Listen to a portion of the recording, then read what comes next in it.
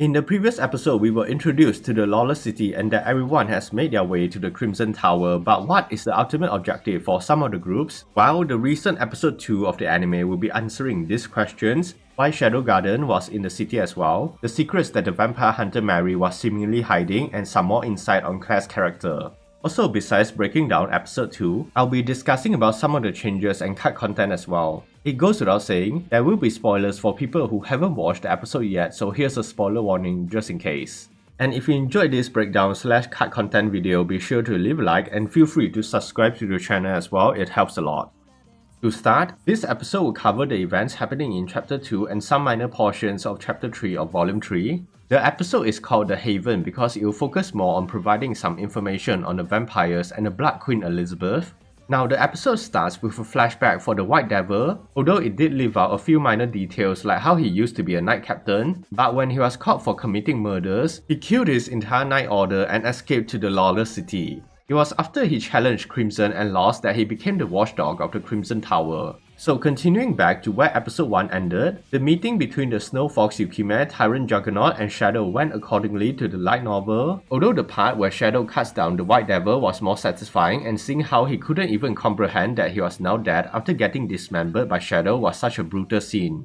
Now moving on to inside the Crimson Tower, we learn why Beta and Rose's team were present even though Shadow had said that he would handle the Blood Moon matter personally in the previous episode. Apparently, they were using the library underneath the Crimson Tower to research about demon possession, and they also wanted to collect a blood sample from the Blood Queen Elizabeth to be studied. That's because vampires and possessed used to share the same origin, but they eventually diverged into different beings. It was for this reason that back in Season 1, when Shadow had used the same technique he learned from Aurora, Beatrix mentioned that it was a vampire technique, which was a nice setup for this little detail to be revealed in this episode.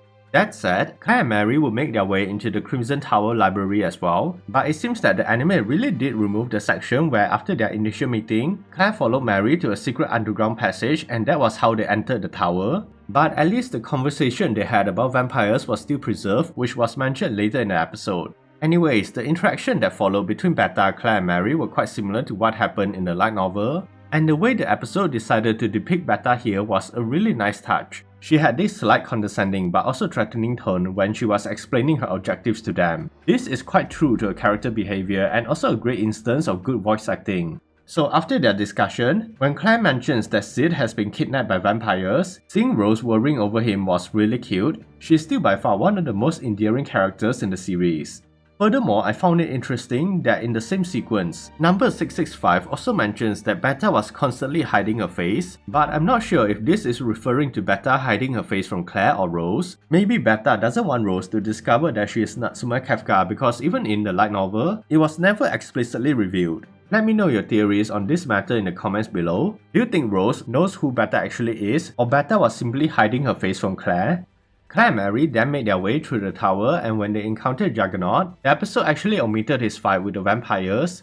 Essentially in the light novel, the fight briefly showcased a technique used by the vampires called Blood Mist, and this can only be used by powerful vampires. Personally, I think the only reason for omitting this is likely that the reveal of this technique is being saved for upcoming episodes because in the light novel, this was occasionally used by certain characters. But having said that, Juggernaut, after defeating the vampires, will attack Claire and Mary, and the episode adapted the fight quite well, capturing his overwhelming strength against both the girls. He proceeded to swiftly take down the both of them, but you have to admit, the fact that Claire was able to take a punch from him and still return to fight was equally as impressive. Additionally, the revelation of Mary being a vampire was simply perfection, and the part where Mary steals blood from Claire to regain some of her vampiric powers is going to spawn a lot of fan arts and fanfictions of them. Not to mention that Claire was definitely feeling some things as well given her reaction afterwards.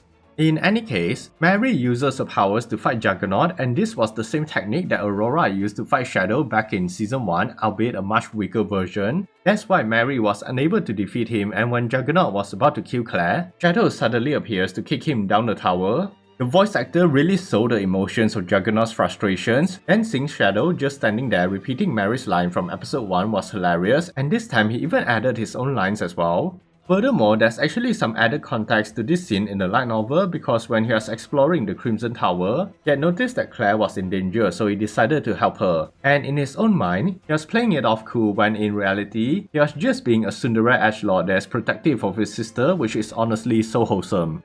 But continuing on, when Mary was telling Claire the truth about her mission and the backstory of the Black Queen Elizabeth, the episode also combines the portion that was omitted in Volume 3, Chapter 1 of the light novel, which explains the history of the vampires in general. To explain, 1,000 years ago, it was the golden age of vampires. Many hunted humans for sport and viewed them as nothing but livestock. Then the Dark Ages soon came when humanity learned how to kill vampires and they were almost hunted to the brink of extinction. However, the Black Queen Elizabeth and her followers were saved from this purge because they had basically given up on consuming blood and left to live with humans. Elizabeth even became the ruler of a small human nation, and it's here we learn that Mary used to be one of her attendants. She would then turn this small nation into the Haven, a place where humans and vampires can coexist in harmony, and for a brief period it worked. This happened because, like I said, the vampires all gave up drinking and it caused them to gradually lose all their powers, but in return, they were able to stay under the sun, essentially becoming no different from a regular human. But for Elizabeth, despite not drinking any blood, she still retained her vampiric traits and hunger because she was a vampire progenitor, making her stronger than a regular vampire, and it also meant that she was in constant agony fighting against her desire for blood. Yet despite the agony, she still loved humans and wanted to coexist with them, but her dreams of the Haven were destroyed when the Blood Moon appeared, which explains why Mary was so angered and offended when Beta mentions the Haven to her. Regardless, the Blood Moon had greatly amplified Elizabeth's hunger, and in her moment of weakness, Crimson, one of her followers, intentionally gave her human blood. This caused Elizabeth to go on a rampage across the nation, and with help from Crimson and his men, they killed everyone in the country including the vampires that supported Elizabeth, with Mary being the sole survivor. Mary would chase after her mistress, and over the 3 days that the Blood Moon lasted, Elizabeth went on to destroy another 3 kingdoms. When Elizabeth regained her senses, she was overwhelmed by the grief, so she killed herself, and Mary would watch over her body for years before Crimson and his followers would take her from Mary. Honestly, Elizabeth is such a tragic character, and I can't believe that even before meeting her, we're already getting so much backstory about the Black Queen. But yeah, after hearing the story, Claire also revealed her secret of being a possessed, and it's here we get a better understanding of her character. Basically, despite her tough exterior, Claire is quite sentimental and kind-hearted, wanting to help Mary save her queen and believing in the idea behind the Haven. That's why I still think Claire is the true protagonist because she does have all the traits of one, and that awkward silence after Mary promises to save Sid was just perfect comedic timing. Now, having said that, going from a heartwarming scene to something more corrupt, we see Shadow stealing the vampire's treasures, and the episode did great to adapt the scene, following everything in the light novel. But I have to say, when he was sorting out the various items to take, the Pangol gag was a really nice touch, and it's small details like this that really makes the anime so enjoyable. Also, Epsilon getting called out by Shadow when he was stuffing the coins was quite funny. Anyways, the scene that followed with Shadow outright annihilating Crimson without giving the dude a chance to even resurrect the Black Queen or monologue was utterly hilarious. However, when Shadow was still repeating the same lines as before, yeah, it was still funny in the beginning of the episode, but at this point, the gag definitely felt overused, and hopefully the next episode they'll give him something else to say. Also, reusing the same frames for whenever he says the line wasn't helping either, it just seems lazy. But despite my minor complaints, I still have to commend the production for a few other aspects as well, such as keeping the mini plots involving Quinta and Goldie trying to escape from the lawless city, along with the one involving Scar and Poe. This is a good attention to detail and provides some much needed comedic aspect to a more somber episode. Also, does this mean that Skull is dead now that he has become a ghoul, or will he be alright afterwards? I'm curious what do you guys think, because I personally have become quite invested in their mini plot. That said, the production definitely understands their audience quite well, giving us the same style of ED as season 1, and this time it's Lambda that gets the cultured treatment, and having it sung by Ikumi Hasegawa, the voice actress of Lambda, is extra points right there. Overall, episode 2 was really good. The spicy scene between Mary and Claire, seeing Shadow protecting his sister, and the subtle nooking at the end were probably my favorite moments in the episode. Let me know your favorite moments of the episode as well.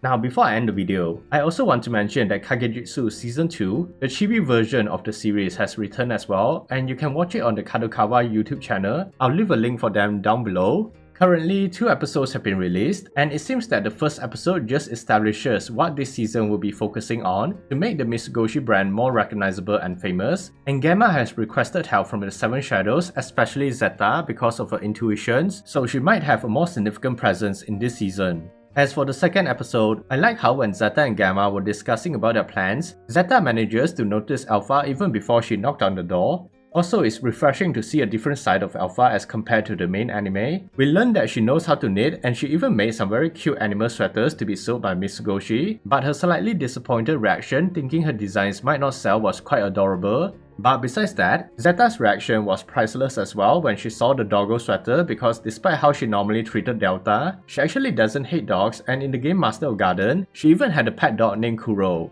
And I got to hand it to Gamma. Even though she was reluctant to use Alpha's cute sweaters, she still manages to market them as children's clothing, and it was apparently doing quite well, a true testament to her marketing skills.